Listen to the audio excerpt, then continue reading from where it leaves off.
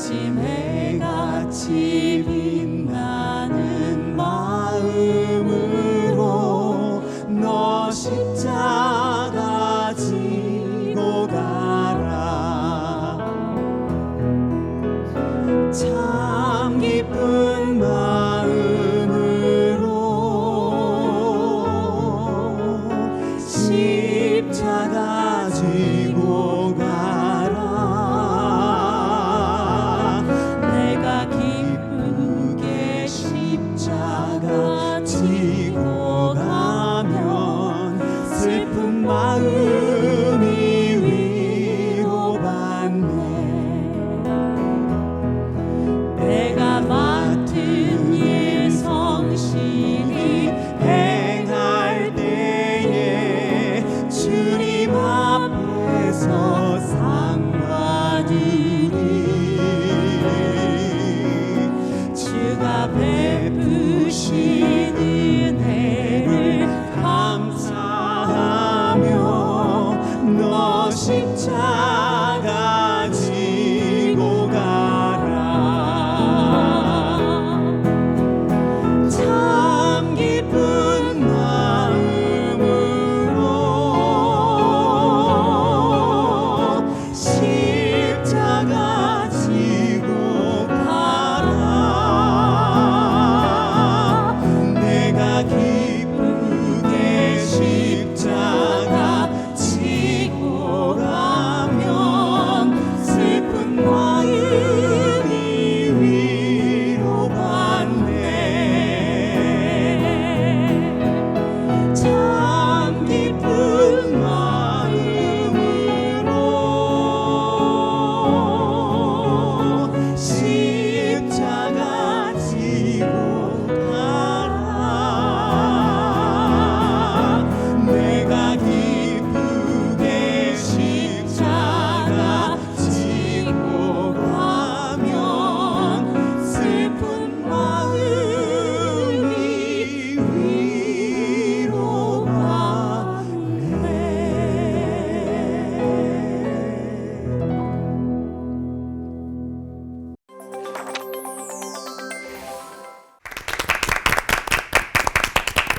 정우승 시인의 시 중에 이런 제목의 시가 있습니다. 슬픔이 택배로 왔다. 누가 보냈는지 알 수 없는 슬픔의 진짜 얼굴을 한 번이라도 보여달라고 시인은 얘기하고 있는데요. 우리에게도 슬픔의 질고를 안고 먼저 찾아오신 예수님, 그 예수님의 슬픔을 조금이라도 우리가 느껴본 적이 있을까 하는 생각을 좀 하게 돼요. 저는 좀 선교지에서 그런 걸 느껴본 적이 있는데, 제가 일본 선교를 한 20년 넘게 1년에 2번씩 계속 갔거든요. 코로나 전에는. 2000년 초반에 갔을 때 처음 갔을 때인데, 그 선진국이고 너무나 깨끗하고 잘 사는 나라인데 황량하다라는 느낌이 계속 들었어요. 영적으로? 그러니까 예. 그래서 어떻게 보면은 부모한테 너를 사랑한다, 너는 사랑받기 태어난 사람이라는 어떤 존재의 어떤 이유도 들어본 적이 없는 정말 메마른 곳이다라는 생각을 들으면서 예수님 참 가슴 아파하시겠다라는 마음이 그때 좀 처음 들었던 것 같아요. 네. 전도라는 게 정말 참 쉽지가 않잖아요. 그쵸. 막 손살에 치고 가는 사람들도 있었어요. 그러니까 예수님은 더 심하게 외면당하고 거절당하셨겠지라고 하면서 이제 마음이 많이 쓰리더라고요. 네. 그 예수님의 슬픔에 그렇다면 저도 한몫을 하지 않았었나. 예수님 믿기 전에 예전에. 말하지만 손살에 치고 거절도 많이 하고 그랬었는데 믿기 전에 그렇게 저를 지켜보셨던 예수님 얼마나 슬프셨고 안쓰러우셨을까 이런 생각을 하면 제가 다 먹먹해질 때가 있어요. 네. 그래서요, 그 예수님이 오늘 슬퍼하시면 어쩌죠? 왜? 제 마음이 좀 딴 곳에 좀 있었던 것 같은데. 어디? 이런 뭐가 모습으로 있었어요? 슬퍼하실까 걱정이 되는데, 네. 목사님, 예수님은 언제 가장 슬퍼하실까요? 이럴 때는 아니겠죠? 조심스럽게 좀. 네. 슬퍼하는 사람을 볼 때 가장 슬퍼하실 것 같아요. 같은 슬픔을 또 느껴주시니까. 네. 또 예수님도 인간이시잖아요. 인자 예수. 때문에 희노애락 감정을 다 가지셨습니다. 또 슬퍼하신 이유가 나 때문에 슬퍼하셔요. 언제나 나 때문에 아파하시고 가슴 저미시고 괴로워하시고 아파하시고 슬퍼하시고 네, 예수님이 슬퍼하시죠. 이제 이 역설인 것 같아요. 이 슬픔이 어떻게 오늘 찬양처럼 기쁨으로, 위로로 바뀌는지 이제 그런 부분이 오늘 말씀이 아닐까 생각합니다. 네. 예수님께서 슬픔의 사람이 되셔서 이 땅에서 생사고락을 같이 하신 이유를 목사님들께 청해 들어보도록 하겠습니다. 박종순 목사님부터 시작해 주시겠습니다.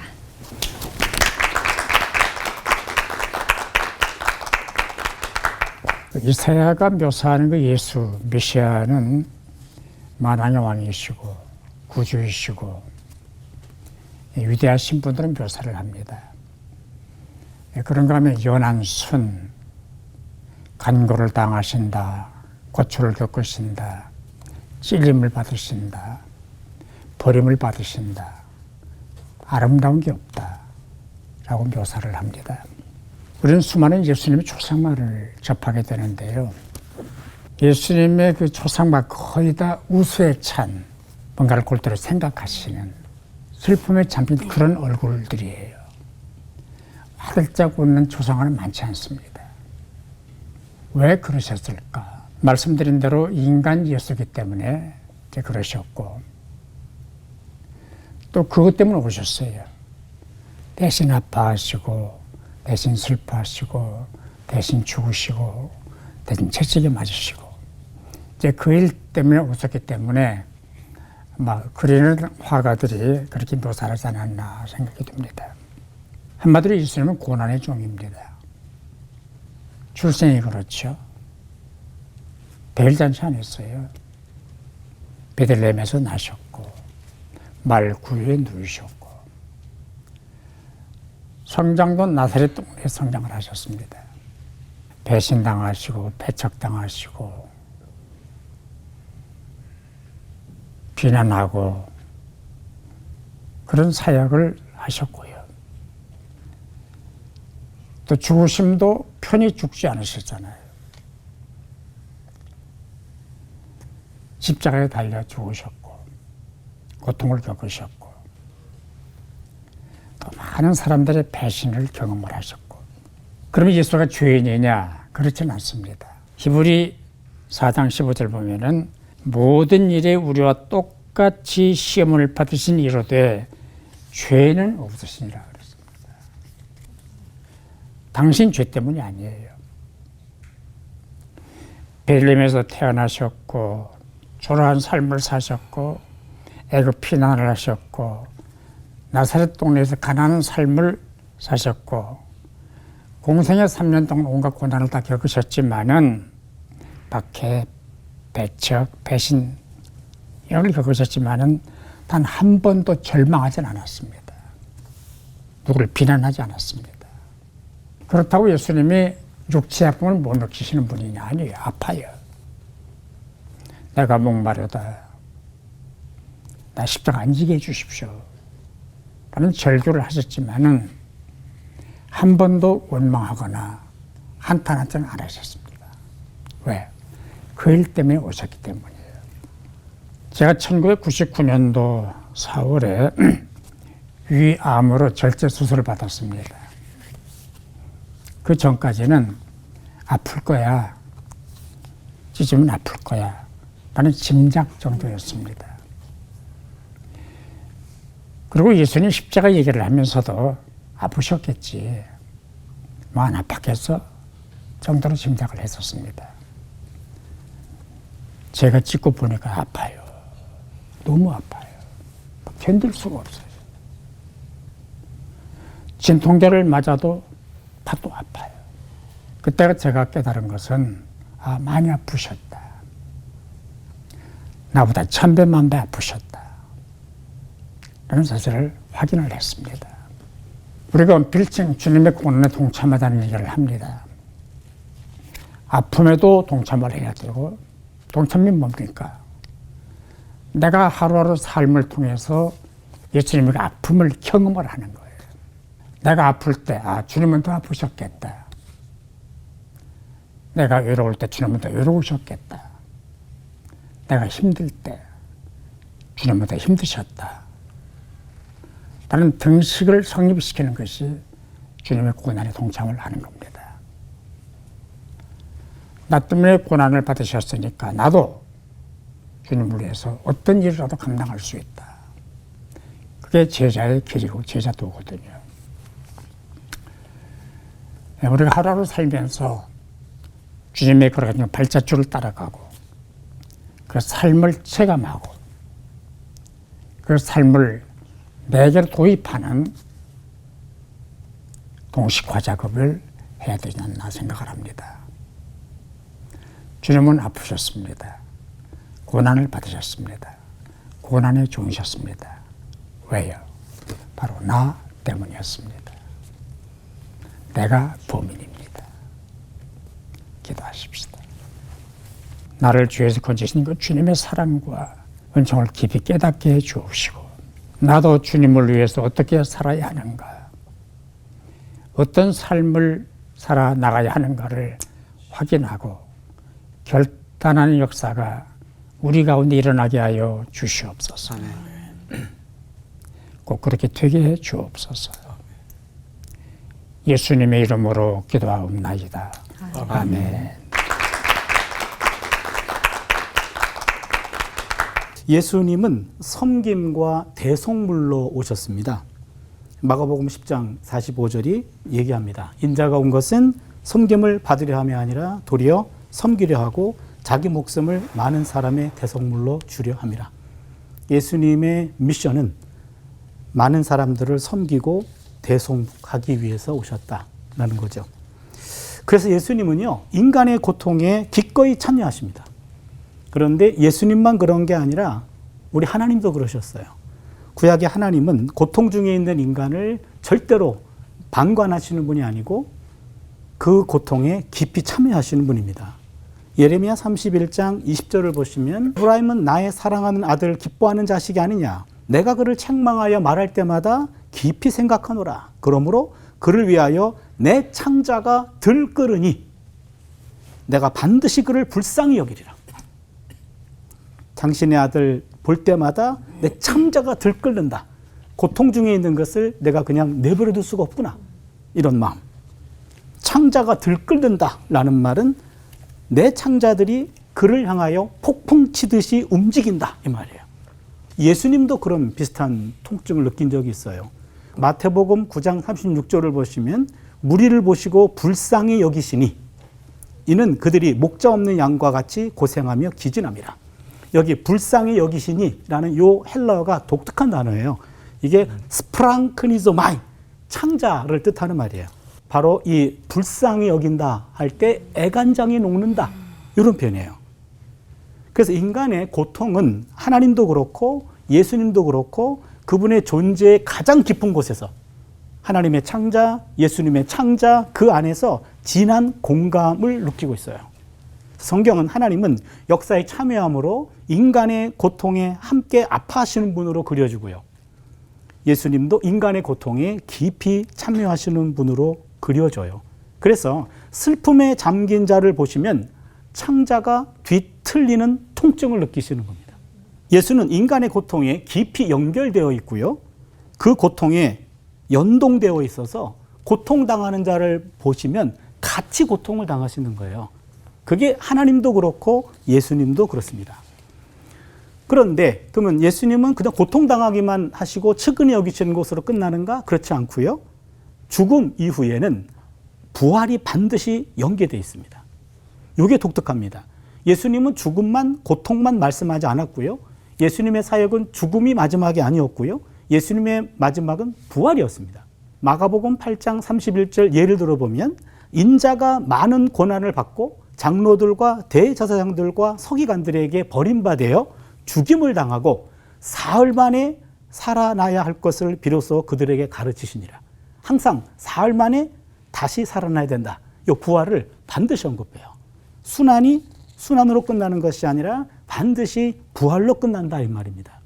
예수의 순환에는 어두움이 짓누르고 있지만 또한 거기에는 예수의 죽음에서 솟아나오는 빛도 있습니다. 예수님은 죽음으로 부활에 참여하시는데 죽음을 통해서 비로소 부활이 열린다는 거예요. 하나님은 신음하는 피조물들과 함께 고난 당하는 분이면서 또한 그 고난으로부터 구원하시는 하나님이에요. 참된 위로는 고난을 함께 당하기만 하는 데 있는 것이 아니라 그 고난을 극복하게 해주는 힘을 부여해주는 거기에도 있어요. 마찬가지로 예수님도 신음하는 자들과 함께 고난당하십니다. 함께 죽임을 당하시기도 합니다. 하지만 죽음으로 끝나지 않습니다. 부활로 죽음의 권세를 이기십니다. 그래서 알고 보면 슬픔의 사람 예수는 승리의 사람이요 기쁨의 사람이기도 합니다. 예수님은 슬픔을 겪는 사람과 함께 슬픔을 겪습니다. 이게 오늘의 포인트예요. 섬김, 대속물, 고난, 죽음의 예수는 슬픔 그 자체입니다. 그러나 거기서 끝나지 않아요. 예수는 승리하고 부활하십니다. 예수는 슬픔을 겪는 사람을 섬기고 그들의 슬픔에 동참하고 그들의 슬픔을 대속하기 위해서 목숨까지 내어놓으셨어요. 슬픔을 겪는 사람들과 함께 겪기 위해 예수님은 슬픔의 사람으로 사셨습니다. 그리고 우리에게 권면합니다. 너희도 슬픔 겪는 사람과 함께 슬픔을 나누라고. 그래서 바울이 이렇게 말합니다. 서로 불쌍히 여기라고. 에베소서 4장 32절입니다. 서로 친절하게 하며 불쌍히 여기며 서로 용서하기를 하나님이 그리스도 안에서 너희를 용서함 같이 하라. 여기 불쌍히 여기며 이것도 어근이 스프랑크니조마예요. 알고 보면 우리 모두도 다 불쌍한 사람 아닌가요?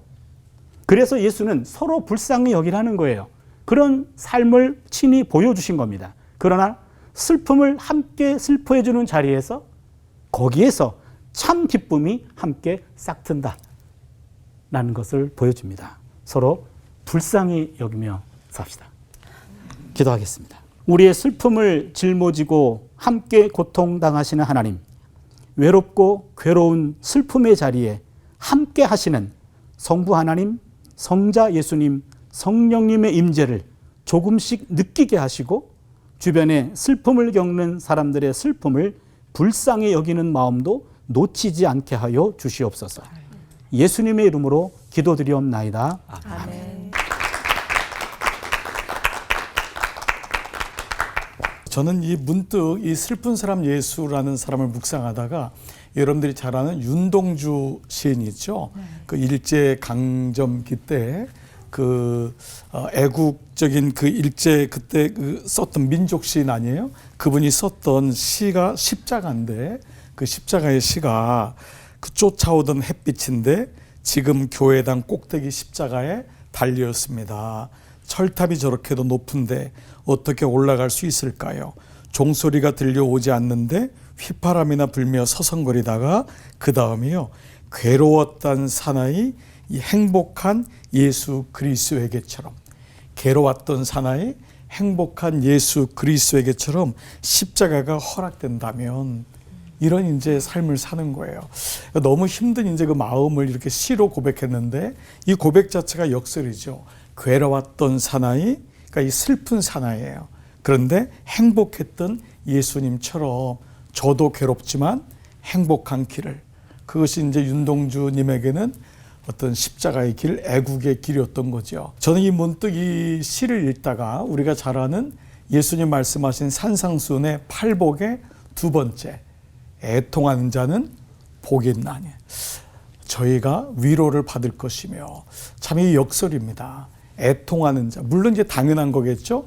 애통하는 자가 위로를 받는데 이 말은 애통해야지만 위로를 받는다라고 하는 이제 맥락인데요. 여기 애통이란 단어가 이 펜사오라는 단어인데요. 헬라어로 이 펜사오는 그냥 슬픈 게 아니에요. 그냥 속상하고 슬픈 게 아니라 어떤 슬픔이냐면 최상급의 슬픔인 거예요. 바로 자녀가 죽었을 때, 자녀가 인생을 겪으면서 가장 아픈, 그러니까 혹시 부모님, 사랑하는 부모님이 갑자기 이러한 인생에서 겪을 수 없는 가장 큰 고통이 펜사흐라고 하는, 어디서 유래했냐면요, 패사흐라는 단어에서 유래했는데 이 말이 패사가 뭐냐면 영어로 pass over, 유월절이에요. 유월절. 그러니까 애통하는 자가 유월절이라고 하는 패사흐, 패스 오버로 이제 된 거죠, 영어로. 그러니까 그게 뭐냐 하면은 유월절은 우리가 애굽에서 나왔을 때 문설주에 양의 피를 바르지 않은 집은 다 죽었잖아요. 그날 구원받은 기쁨도 있지만 사실은 자기 가족 중에 집 중에 문설주의 양을 바르지 않은 사람은 다 죽었던 거예요. 만약에 부모님이 바르지 않았다면 그 부모님도 죽었을 것이고, 예수 그리스도의 구속에 대한 말씀을 하는 것인데, 사실 구원의 기쁨도 있지만 그 당시에 얼마나 아픔이 있었겠어요. 그래서 그 죽음이 바로 인류의 모든 죄를 대속해 주신 예수 그리스도의 죽음을 상징적으로 보여주는 거죠. 그래서 애통한다는 것은 누가 애통하느냐면 바로 예수 그리스도께서 우리를 위해서 애통하시고 그 자에게 예수님이 위로하신다고 하는, 사실 팔복의 개념은 우리에게 이런 복이 있을 거라고 하는 것이 아니라 예수님 당신이 복이시라는 것을 우리에게 말씀하시는 거거든요. 그 복이신 예수님을 만날 때 우리는 비로소 참된 위로를 경험할 수 있다. 제가 여러분에게 그림 하나를 소개를 좀 하려고 다시 좀 그림을 가지고 왔어요. 제가 이 그림을 한번 이렇게 제가 한번 옮겨 볼게요. 우리 장집사님 이 그림이 아시겠어요? 이 그림은 정말 앞에 우리 박종수 목사님께서 말씀하신 대부분 슬퍼하는 그림의 아주 대표적인 1719년에 도미니크 페크라고 하는 분이 그린 이 사람을 보라, 호모 체크, 이 사람을 보라, 이 사람을 보라라고 하는 그림이에요. 그러니까 예수님이 가장 슬퍼하시는 이 그림, 가장 아파하시는 그 십자가에서 인류의 죄를, 그 아픔을 보시면서 안타깝게 여기시는 이 그림인데, 이 그림 밑에, 요 밑에 달린 이 라틴어가 어떤 글이냐면요, 이 글은 뭐냐면은 나는 너를 위해서 목숨을 버렸건만 너는 나를 위해 무엇하느냐. 이 그림이 도미니카 페크가 여기다가 쓴 거예요. 근데 이 그림의 감명을 받은 사람이 18세기에 독일의 경건주의자 아버지였던 찐센도르프 백작입니다. 그분께서 이 그림을 보면서 너무 감동을 받아서 예수님의 슬픔 밑에 그가 어떤 고백을 했냐면, 저는 오랫동안 당신을 믿었지만 사실은 사랑하지는 않았습니다. 이제 주님이 이끄시는 대로 어떤 것이라도 행하겠습니다. 주님의 애통에서 그는 십자가의 구원을 받고 그 구원을 가지고 자신의 삶을 드렸던 것이죠. 그렇기 때문에 저는 동시에 이 그림은 너무도 우리에게 진지한 삶의 모습을 보여주면서, 두 번째 그림은 여러분들이 또 잘 아시는 그림 중에 하나인데, 이렇게 우리를 기뻐하시는, 바로 웃으시는 예수님. 저는 이 그림을 보면서 정말 그 예수님의 슬픔이 우리에게 우리의 어떤 모습을 보고 웃으실까? 우리가 당신의 길을 따라가는, 우리가 당신의 십자가를 지고 가는 모습을 보면서 웃으시는 모습이 아닐까. 그래서 이 찬양 가사 가운데 정말 이 좋은 찬양이 있잖아요. 내 손을 주께 높이 듭니다. 그 찬양 가사가 내 손을 주께 높이 듭니다. 내 찬양 받으실 주님, 내 마음을 활짝 엽니다. 내 찬양 받으실 주님. 왜냐하면은 슬픔 대신 희락을, 제 대신 희락을, 근심 대신 찬송을, 찬송의 옷을 주셨네. 그분이 그렇게 우리의 삶의 기쁨으로 다시 오셨음을 말씀하고 있습니다. 슬픈 사람 예수 그리스도는 우리의 모든 죄를 지시고 죽으심으로 우리의 애통까지 짊어지시고, 우리의 삶의 진정 그분 안에 있을 때 애통이 위로가 되고 기쁨이 되고, 이제 우리를 보면서 주님이 잘 살고 있구나, 정말 십자가 진 것이 정말 너무 좋구나, 그럴 때 우리의 삶은 주님 보시기에 아름다운 삶으로, 기쁨의 삶으로 회복될 줄 믿습니다. 오늘 시청하신 여러분 모두에게도 이런 은총이 함께 하시기를 축복합니다. 기도하겠습니다. 하나님 감사합니다. 오늘 이 모든 은혜가 주께로부터 왔음을 기억하고 우리도 주님 기뻐하시는 삶을 살 수 있도록 축복하여 주옵소서. 예수님의 이름으로 기도드리옵나이다. 아멘.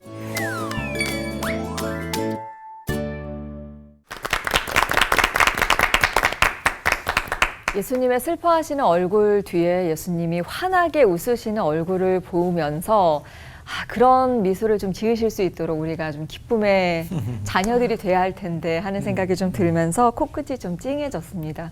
우리가 얼마나 예수님의 슬픔을 공감하고 느끼고 있었나 하는 생각도 좀 들었고요.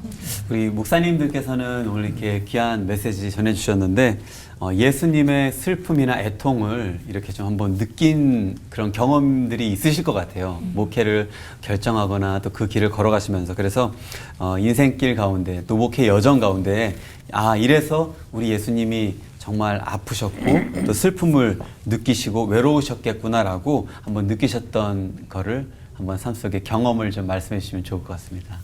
이제 목회를 하다 보면은요, 힘들 때가 많아요. 우선 육체적으로 피곤해요. 새벽도 없고 밤도 없고 저녁에 잠잘 나고 들어오는데 12시에 전화가 오면 나가야 되고 병원에 실려갔습니다. 쫓아가야 되고 하루 종일 신방해야 되고 사람 만나야 되고 또 주일이면 4번, 5번, 6, 7번까지 설교를 해야 되고 이제 그때마다 제가 저를 다스리는 그 비결이 예수님은 더 힘드셨다. 더 아프셨다. 막 소화가 안 되고 불면증이 오고 그래도 그때마다 주님은 더 힘드셨다. 내가 겪는 아픔이나 고통과 비교할 수가 없다. 1000분의 1, 10,000분의 1, 억천만분의 1도 안 된다. 억울한 일도 많아요.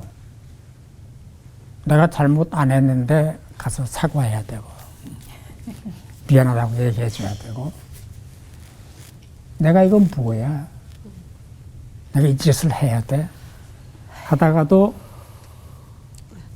주님은 더 억울하셨다. 아플 때 더 아프셨다 주님은.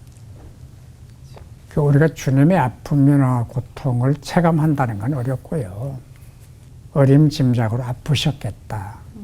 힘드셨겠다. 그 정도도 고마운 거예요. 깨달음이니까. 그래서 지금도 주님은 아프셨겠다. 주님은 힘드셨다. 주님은 슬프셨다. 근데 나 때문이었다. 라고 생각을 하죠. 저는 개인적으로 2번을 정말 주님 앞에 목회직을 내려놨을 때가 있었어요. 그러니까 한 번은 아이가 너무 아파가지고 이게 감당이 안 되고 그때는 하나님을 좀 오해했어요. 하나님이 이렇게 아프게 한 다음에 저를 부르신 이유가 뭐냐고. 이제 거기에 대한 좀 이렇게 반항이 젊었을 때, 그건 20대 후반이었어요. 근데 정말 30대 후반쯤 와가지고 정말 이걸 못 하겠더라고요. 왜냐면 너무 교우들이 힘든 일이 많은 거예요. 이게 감당을 못 하겠는 거예요. 그때만 해도 제 표현이 이상하지만 순수했던 거예요. 순수하니까 그 감당, 병원에 한번 갔다 오면 그게 고스란히 오는 거예요. 아이 아픈 집에 가면 그게 고스란히 오고, 그러니까 그게 막 너무 아픈 거예요. 그러면서 느껴지는 게, 정말 목회는 제대로 해야 되겠는데 너무 힘들구나. 근데 정말 그때 예수님의 그 마음이 없었으면은 다시 말씀으로 돌아가서 네가 거룩해서 내가 너를 쓰는 게 아니라 같이 아파해주면 된다.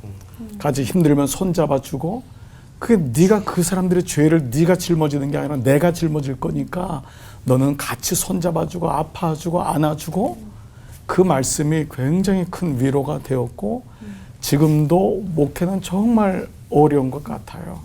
아침마다 우리 목사님들하고 같이 하루 동안 어제 일어난 일들을 얘기를 들으면은 너무 막 가슴이 미어지는 일이 그 밤 사이에도 몇 분의 교우들에게 소식이 들리고, 그때마다 같이 기도하고, 정말 주님의 위로가 아니면은 정말 감당을 못 하겠구나, 그런 생각을 하게 되는 것 같아요. 솔직한 마음인 것 같아요.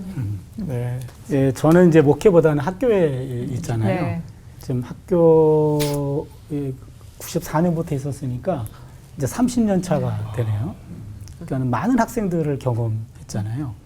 근데 모든 학생이 나를 지지해 주는 것도 아니고 좋아하는 것도 아닐 수 있잖아요. 그래서 뭐 덤덤하고 그다음에 인사도 안 하고 뭐 좀 공격적이고 뭐 이런 학생도 있어요. 네. 그래서 그런 학생들한테는 상처 안 받아요. 원래 그러니까. 그런데 나를 따라다니던 학생들이 있단 말이에요. 그렇죠. 맞아요. 선택 과목을 하나도 안 빼고 나는 교수님 때 우리 학교 다녀요. 이런 식으로 해서 따라다니는 학생들이 종종 있는데 그럼 저도 정말 거기에 마음이 더 가요. 마음이 더 가시죠. 그렇죠. 밥도 사주고 뭐 그냥 아들같이 이렇게 했는데 졸업과 동시에 이제는 뭔가 삐졌는지 이제 뭔가 이제 관계가 틀어졌어요. 전화를 해도 안 받고 문자를 해도 안 받고 그래서 제가 왜 그러지 그랬는데 나한테 무슨 상처를 받은 거예요. 그래서 나한테 상처받았다는 그 말이 난 또 상처가 된 거예요. 내가 뭘 잘못했지? 내가 그걸 어떻게 재산한테 내가 했는데 그러면은 만나서 얘기하지. 만나서 풀 건 풀면 좋겠는데 다시는 보고 싶지 않다라는 말을 전원으로 듣는 거예요. 아, 진짜 상처받으셨고. 아, 그래서 거의 교회 가가지고 일주일 내내 그냥 이게 뭐지 하나님? 맞아. 예, 예. 원래 그냥 그런 학생들은 가끔씩 있으니까 나 공격적인 학생들이 이런 학생들은 괜찮아요. 원래 그러니까. 근데 그렇지 않은 나쁘지 학생이 않은데. 그랬을 때 이거 내가 뭘 잘못했나.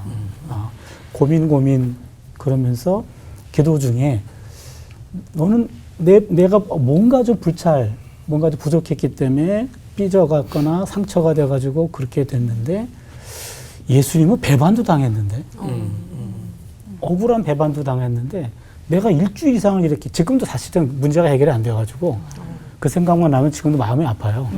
내가 천국 가기 전에 반드시 화해할 거예요. 이거 프로그램 보시면은 한번 좀 찾아와라. 네.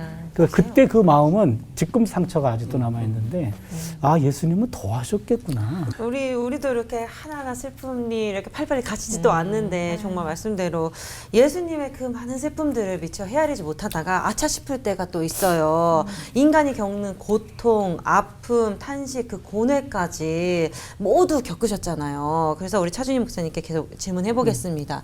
아니 내가 뭐라고 저희가 뭐라고 아쉬울 것 없는 예수님께서 그 고통을 그렇게 다 겪는 인간적이셨는지 이 부분을 좀 설명해 주시면 좋겠습니다.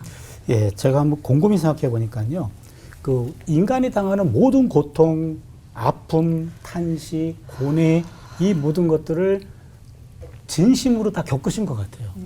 예수님이. 왜 그러셨을까? 아마도 그런 사람들을 진심으로 위로하고 힘을 주기 위해서가 아닐까. 성경을 보면은요, 삼위일체 하나님도 피조물의 고통에 깊이 참여하실 정도로 자신과 세상을 단단히 묶어 놓으신 분이었어요.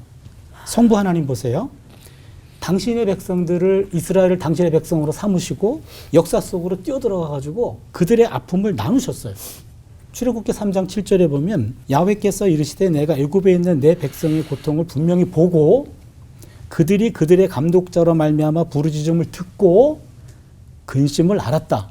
이게요. 보고 듣고 알았다 그래요. 안다라는 말은 단순한 인식이 아니에요. 하나님은 인간의 고통을 눈으로 봤어요. 그 다음에는 부르짖음을 들었어요. 공감했어요. 그런데 알았다 그랬어요. 이 알았다라는 말은 고통을 아는 것으로 끝나는 것이 아니라 그 고통을 내가 떠맡았다요. 전 이것을 공통이라 그래요. 공통, 함께 통증을 느낀다. 공감은 보고 알았어. 근데 통까지 하시는 거예요. 아, 뛰어들어가가지고 너희들의 고통 나도 떠맡았어. 이거거든요. 그러니까 하나님은 당신의 백성의 고통에 뛰어들어가가지고 함께 통증을 나누시는 분이죠. 성자 예수님도 마찬가지예요. 인간의 연약한 몸을 취했을 뿐만 아니라 배신당하고 배척당하고 누명 쓰고 버림받고 채찍질 당하다가 결국 십자가에서 고통의 죽음을 맛보셨어요. 이것도 우리의 고통에 참여하신 거고 성령도 우리 안에 피조물과 함께 다 안식하고 있어요. 그리고 신이 우리를 위해서 간구하고 계시는 분이에요.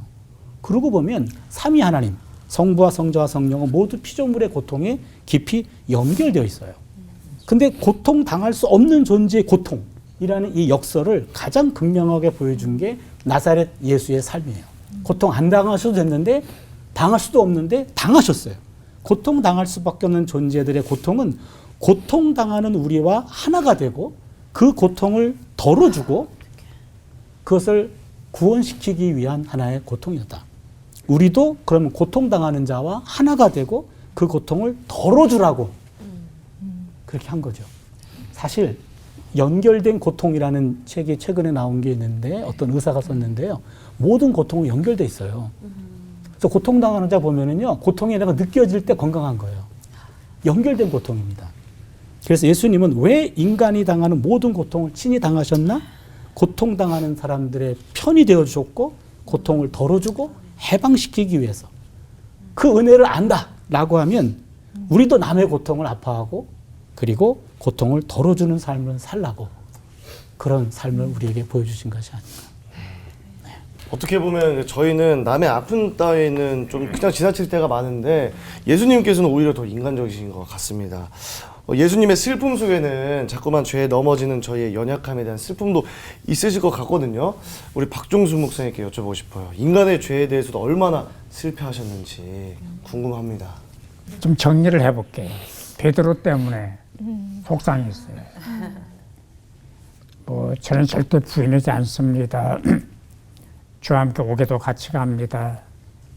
죽을 때도 같이 죽습니다. 뻥뻥 장담을 했잖아요. 그런데 그 법정뜰에서 그것도 3번씩이나 아주 리얼하게 실감나게 부인을 했잖아요. 그때 얼마나 속이 상하셨겠어요. 야, 너 어쩔 수가 없구나. 내 가슴이 아프다. 그다음에 제자들이 수시로 주님의 마음을 아프게 했어요. 예를 들면 지금 예수님 십자가 때문에 고민하시고 십자가를 지실 준비를 하시는데 누가 국방장관 하느냐, 누가 내무부 장관 하느냐, 서로 다투는 거예요. 그것 때문에 정탁을 하고. 그 몰골이 얼마나 가슴이 아팠을까. 또 십자가 위에서 매달려 계시면서 어머니 부탁하고 또 강도 신경 쓰고 그렇게 사셨어요. 평생. 우리 차교수님 말씀하신 대로 그 다음에 부활의 장이 열리지 않았다면 계속해서 슬픔의 종교, 절망의 종교, 좌절의 종교로 끝났을 거예요. 그렇게 발전을 못하죠. 부활이 없으면은. 근데 부활의 희망을 전했기 때문에 다시 살아나셨기 때문에 오늘 기독교가 활기가 있고 또 생명을 전달할 수가 있고 우리가 또 구원을 받아서 부활에 참여를 하게 됐고 감사한 거죠. 아까 이제 그림 보여주셨을 때 환하게 웃는 예수님을 보니까 또 저희도 행복해지고 기뻐지고 또 이렇게 됐었잖아요. 이렇게 예수님께서 늘 슬픔에만 빠지셨던 건 아니겠다라는 생각도 좀 들었던 모습이었는데 슬픔이 변해서 기쁨이 되는 경험을 예수님도 그럼 하셨을까 하는 궁금증이 들어서 장찬영 목사님께 여쭤보고 싶습니다. 저는 주님께서 공생의 속에서 슬퍼만 하지 않았다고 생각해요. 그래서 정말 영화로 만든 것들이 이제 각색해서 만들었지만 예수님의 그 영화를 보면은 예수님만 제자들하고 장난도 치고요. 기뻐하시고 그 제자들이 하나님 말씀대로 살려고 할 때 그 산상수훈 같은 경우는 무리한테 얘기도 못 알아들으니까 제자들을 데리고 올라갈 때 그 예수님 모습은 너무도 그 어떤 기쁜 그런 모습들. 저는 그런 모습들이 예수님의 삶 속에 다 이렇게 숨어 들어가 있는 것 같아요. 본질적으로는 우리의 애통을 짊어지셨지만은 예수님에도 순간순간 우리에게 그게 이제 회복되는 모습을 보여줬고 우리에게도 마찬가지인 것 같아요. 우리 인생이 슬프지만 때로는 정말 또 우리가 정말 인생 사계절이 힘들죠. 광야죠. 사실 인생은 광야 같다고 하지만 성경적으로는 광야거든요. 근데 광야 속에서 어떻게 살 거냐는 거는 예수님 때문에 내가 기뻐하는 거잖아요. 사실 제가 오늘 고백할 게 좀 하나 있는데 우리 박종수 목사님 때문에 목사님은 저를 전혀 모르시죠. 제가 교단도 다르고 근데 제가 1984년도에 군대를 갔어요. 이거 군대가 그때는 정말 너무 어려웠어요. 정말 타령하고도 싶고 힘들고 그런데 저에게 신학교를 다녔으니까 군종병이라고 하는 타이틀을 준 거예요. 군종병을 하는데 신학교에서 2학년 맞추고 간 사람이 설교를 할 수 있겠어요? 뭘 할 수 있겠어요? 너무너무 어려운 거예요. 근데 목사님 그때 기억나세요? 신앙계라고 하는 잡지가 있었어요. 목사님이 신앙계에다가 설교가 그대로 썼었어요. 근데 그게 저에게는 너무 큰 위로가 됐었던 거예요. 그게 84년이니까 지금부터 39년 전인데 근데 그때 그 목사님의 글 때문에 그 글을 읽으면서 너무도 명료하고 너무도 분명하고 근데 그 말씀이 막 오는 거예요. 그랬던 기억이 나서 이번에 사실 이제 우리 이번 올폰에 저하고 같이 목사님들이 네. 누군가를 보잖아요. 네. 박 목사님이 계신 거예요. 그래서 정말 제가 하나도 이거 뭐 다른 걸로 과장하지 않고 정말 마음이 어떻게 이게 둥둥둥둥 뜨는 거예요. 사실 저도 이제 남은 목회가 더 짧은 사람인데 훨씬 짧죠. 근데 그때 그 39년 전에 생각이 나면서 목사님은 어떻게 변하셨을까? 또 목사님도 옆에서 한번 뵙고도 싶고 그런 마음이 들면서 저에게는 너무 기쁨이었어요. 살아가면서 어려운 일이 많죠. 근데 하나님의 말씀으로 우리에게 회복시키시고 그 만남의 축복을 주시고 그래서 예수님이 그걸 우리에게 보여주신 것 같아요. 그래서 그 슬픔 가운데 제자들을 만드시잖아요. 예, 그 제자들을, 그 여인들을 품으시잖아요. 그 사람들이 오늘 우리에게까지 내려와서 기쁨이 되었듯이 저는 우리 목사님 너무 감사드리고요. 네. 네, 그러니까. 네, 사실 그래서 아까 교수님 이쪽으로 나가시고 네. 목사님 옆에 오는데 네. 이게 똑같아요. 마음이 둥둥둥둥. 야, 나는 이 나이 돼가지고 이럴 줄 정말 몰랐어요. 목사님 정말 감사하고 그거 편단해야 되겠네. 네, 정말 귀한 시간이었고 그런 말. 부터를 하셔야 되겠네요. 네, 진짜 목사님 그냥 감사합니다, 목사님. 네. 우리가 이렇게 넘어져서 망하는 거는 이렇게 넘어져서가 아니라 다시 일어날 힘을 내지 못할 때가 아닌가라는 생각을 또 하게 됩니다. 하지만 우리는 또 언제나 일어날 힘을 주시는 예수님이 계시고 또 부활을 통해서 우리에게 희망을 전해주시는 분이 계시니까 다시 시작할 수 있을 거라 믿고 눈물 좀 거두시고요. 네. 그분의 눈길도 피해갈 수 없는 이 올포원에 또 특별한 코너가 있죠. 목사님들의 호흡이 거칠어지고 두 눈이 커지는 시간. 돌발 질문 오늘도 한번 가보도록 하죠. 돌발 질문 가져왔습니다. 네. 갑자기 또 세 분 슬퍼하시는 것 같은데. 기쁨되는 순간이 네. 되시길. 자, 바로 돌발 질문 드리도록 하겠습니다. 살면서 예수님을 가장 슬프게 한 사람이 바로 나였구나 라고 깨달은 적이 있다 없다. 하나 둘 셋. 있다. 정 목사님 생각 안 나는데. 고민 중. 고민 중. 나도 네. 완전히 죄인된 기분이네. 그러면 언제 무슨 상황인지 좀 설명 좀 부탁드리겠습니다. 저부터요? 네. 저는 첫 번째 제가 아까 군대 얘기했지만 저는 사실 탈영하고 죽으려고 그랬어요. 너무 힘들어가지고 너무 안 맞는 거예요. 그래서 제가 군대가 요즘 군대 좋아졌고 물론 하지만 그 아이들에게는 힘든 시간인 거예요. 그러니까 사람에겐 절대값이 있기 때문에 제가 그게 약하더라고요. 근데 약함을 알았어요. 근데 그 시간 속에서 너무 예수 있게 죄송한 거예요. 왜냐면 저는 예수 안 믿는 집에서 부름받았거든. 그래서 신학을 했거든. 정말 대통령 나오는 것보다 우리 집에서 목사 나오는 거는 더 어려운 집이에요. 그 집에서 예수를 믿었는데 내가 스스로 그 마음이 있었고 두 번째는 목사를 그만두려고 그랬던 그 시간 속에 돌아보니까 예수님 마음이 얼마나 아팠을까. 내가 너를 그렇게 인도하고 안아주고 몇 번이나 암탉이 그 새끼를 안는 것처럼 그렇게 위로가 했는데 또 넘어지는구나. 근데 참 넘어졌을 때 다시 돌아올 수 있었지만은 그랬던 정말 그거 생각하면 너무 마음이 아프고 근데 돌아보면 또 하나님의 은혜가 훨씬 컸구나. 네, 깨닫게 되는 것 같아요. 그 목표를 한다, 주어져야 된다고 하는 거는 자기 선택이 아니거든요. 하나님의 선택이거든요. 선택은 선택한 분에게 책임이 있습니다. 내가 이 물건을 선택을 했다. 내가 책임이에요. 하나님 나를 선택했기 때문에 하나님이 책임지시는 거거든요. 근데 그거를 구분을 못하고 믿지 못하고 걱정하고 근심하고 내가 목사인가 해야 되는가라고 어떤 자괴감에 빠졌을 때 그때가 있고요. 또 하나는 저를 돕고 함께했던 사람이 갑자기 세상을 떠났어요. 근데 그 빈소회를 갔는데 좀 기자가 다가오더니 왜 갔을까요? 그러더라고요. 절도로 그분이 왜 갔을까요? 그때 명답이 나왔어요. 저도 궁금해서요. 여쭤보려고 그럽니다. 더 이상 질문을 못 하더라고요. 시시각각이죠, 뭐. 어느 때가 아니고 순간순간. 그 삶의 궤적 자체가 그런 삶이니까 부끄럽기도 하고 감사하기도 하고 그럼에도 불구하고 이끌어 주시잖아요. 여기까지 왔잖아요. 건강하게 살아가고 있잖아요. 그게 감사한 거예요.